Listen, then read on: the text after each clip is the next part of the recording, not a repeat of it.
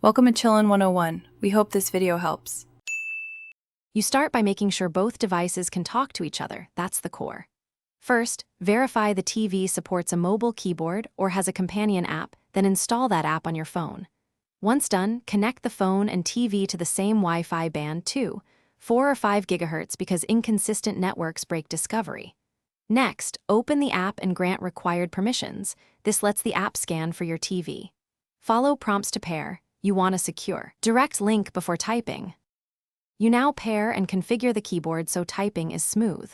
On your phone app, tap Pair or Connect. If a 4-6-digit code appears, keep the app visible.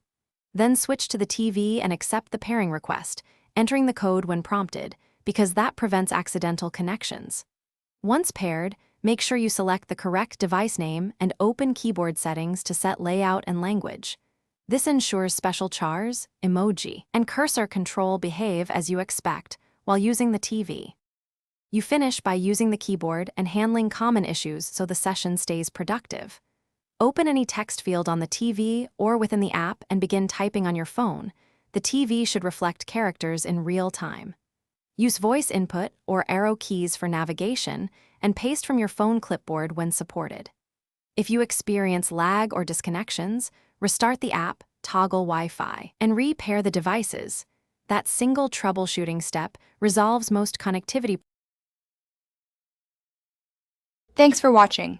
Consider subscribing if we helped you.